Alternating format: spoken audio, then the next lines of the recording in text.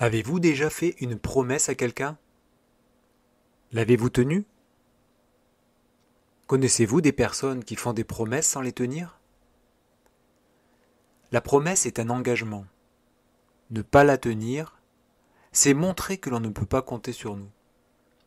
A contrario, les personnes qui tiennent toujours leurs promesses montrent qu'elles sont fiables et nous savons pouvoir nous appuyer sur elles. La Bible parle des promesses de Dieu, à commencer par celles qu'il a faites à son peuple. Quelles sont ces promesses? Peut-on compter sur elles? Voyons quelles sont ces promesses. Lors de la précédente émission, nous avons effleuré une des toutes premières promesses de Dieu concernant l'humanité. Elle a été faite au peuple hébreu. Dieu a promis que, s'ils suivaient ses commandements, il ferait d'eux un royaume de prêtres, c'est-à-dire une nation de guides et d'intermédiaires qui conduirait le reste de l'humanité sur le chemin du bonheur véritable. Malheureusement pour elle, cette nation a échoué dans cette tâche et a par conséquent perdu l'exclusivité de ce privilège. Cette promesse n'a donc pas pu se réaliser, non pas par la faute de celui qui l'a faite, c'est-à-dire Dieu, mais à cause du mauvais comportement de la majorité des Israélites.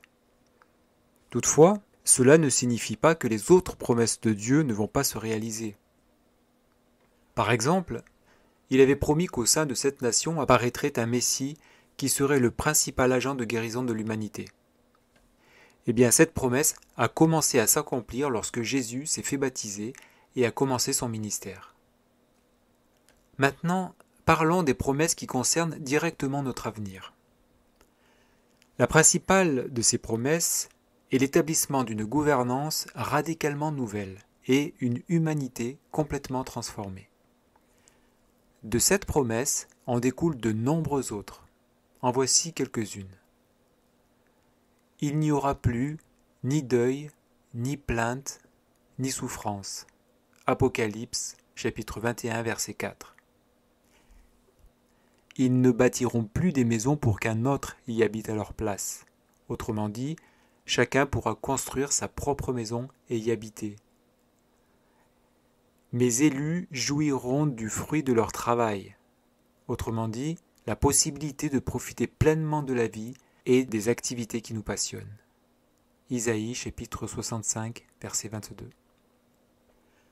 Chacun habitera en paix sous sa vigne et sous son figuier. Il n'y aura personne qui puisse le troubler. Michée chapitre 4, verset 4. Alors le loup séjournera avec l'agneau, la panthère aura son gîte avec le chevreau, le veau et le lionceau se nourriront ensemble, et un petit garçon les conduira. Isaïe chapitre 11, verset 6. Toute la création vivra en harmonie. Mais Dieu nous fait encore d'autres promesses, par exemple, la guérison de toutes les maladies quelles qu'elles soient, la fin des guerres, la fin des personnes malveillantes, et enfin la paix. La Bible va encore plus loin, car même la perspective de ne jamais mourir fait partie des promesses de Dieu, comme cela était d'ailleurs prévu dès l'origine. Et enfin, pour finir, un miracle que beaucoup n'osent même pas imaginer. Nous lisons en effet en Jean chapitre 5, versets 28 et 29, « Ne vous étonnez pas de ceci, car le moment vient où tous les morts qui sont enterrés entendront sa voix et sortiront de leur tombe. » Oui, même la résurrection des personnes décédées est une promesse de Dieu. Bien évidemment, Dieu laisse libre à chacun de croire ou non en lui et en ses promesses.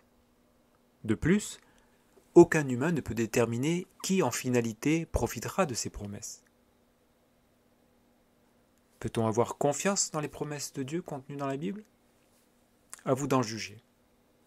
Cependant, lorsque les Israélites ont fini par s'installer en terre promise, voici ce que Josué leur a dit peu avant sa mort.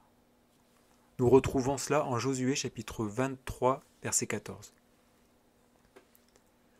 Voilà que je m'en vais par le chemin que prend tout être humain. Reconnaissez de tout votre cœur et de tout votre être qu'aucune des promesses de bienfaits que l'Éternel votre Dieu vous a faites n'est restée sans effet.